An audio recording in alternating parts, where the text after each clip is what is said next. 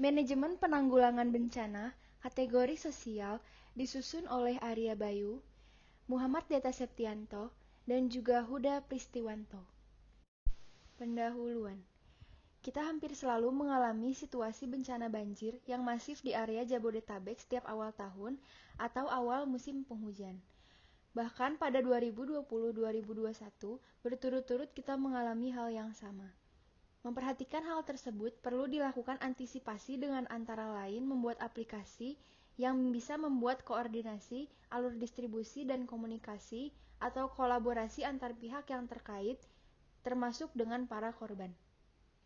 Situasi. Bencana datang seperti tidak disangka-sangka dan mendadak, di mana rekan-rekan yang tinggal di wilayah rawan bencana tidak mendapat informasi cukup untuk melakukan antisipasi, dan bahkan saat bencana sudah menimpa pun tidak tahu harus meminta bantuan kepada siapa untuk dukungan dan evakuasi. Kondisi baru berangsur membaik setelah 2-3 hari berikutnya, di mana saat itu sudah terbentuk Satgas atau tim relawan untuk membantu dan memberikan dukungan serta logistik bahan makanan pokok. Solusi yang diajukan.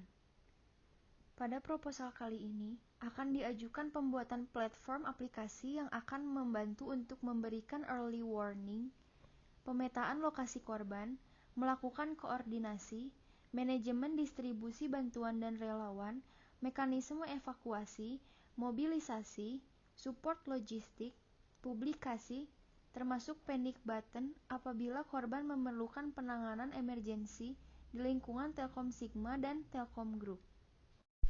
Posko Bencana Banjir 2021. Hal pertama yang harus dipersiapkan adalah pembentukan tim tanggap darurat yang sebaiknya bersifat permanen, namun aktivasinya bergantung pada komando pimpinan atau leadernya.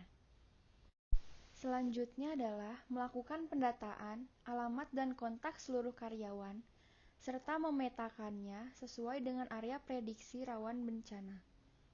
Gambar di samping adalah daftar korban banjir Sigma tahun 2021, tercatat ada 54 kepala keluarga. Lalu berikutnya, memetakan semua karyawan atau korban, titik evakuasi, posko, pusat rehabilitasi, rumah sakit atau puskesmas, termasuk rute efektif untuk melakukan evakuasi terhadap korban. Gambar di samping adalah peta sebaran korban banjir 2021. Rencana pengembangan platform aplikasi. Aplikasi terdiri dari beberapa bagian, yaitu database, sistem alert, notifikasi, warning system, dan sistem koordinasi. Lalu ada juga monitoring status real time, manajemen logistik dan resource, data relawan, data korban, lokasi evakuasi, dan lokasi bencana. Dari semua informasi yang didapat akan dilakukan processing dan akan di-forward ke SMS, media sosial Telegram atau WhatsApp, web portal, aplikasi tanggap bencana, serta dipetakan dalam map tracking. Sistem sendiri akan secara otomatis melakukan update situasi, distribusi logistik, geotag, fleet management, dan tracking.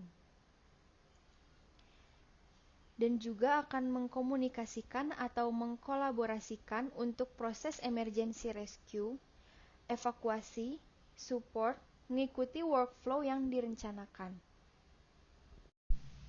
Uraian fungsi platform aplikasi yang dikembangkan.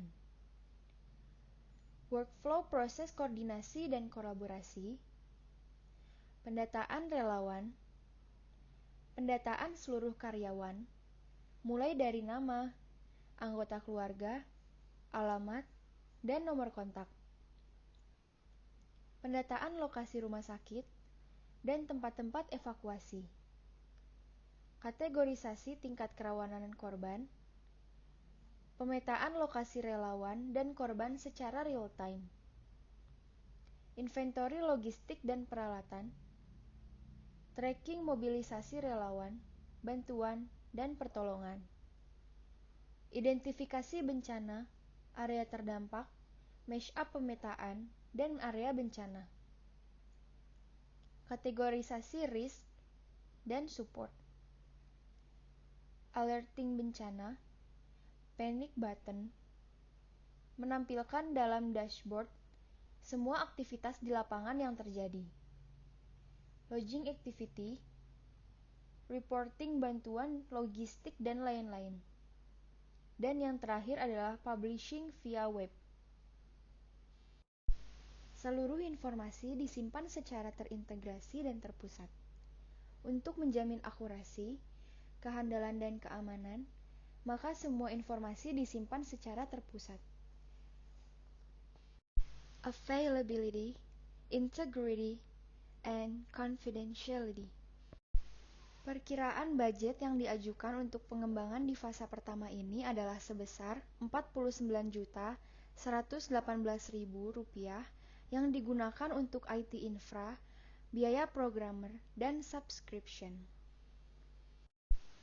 Setelah dilakukan trial dan test, maka pengembangan aplikasi fase pertama ini akan menjadi core untuk media kolaborasi dan komunikasi. Dan untuk pengembangan berikutnya yang direncanakan untuk mengelaborasi banyak pihak terkait, beserta komunitas yang lebih luas dan mengembangkan sensor analog di lokasi hulu sungai, DAS, pantai, dan titik rawan lainnya, serta sistem alerting dan komunikasi melalui radio broadcast dan radio komunikasi analog. Kata orang bijak, persiapan merupakan antisipasi terbaik untuk meminimalkan resiko bencana, karena bencana bisa terjadi dimanapun dan kapanpun.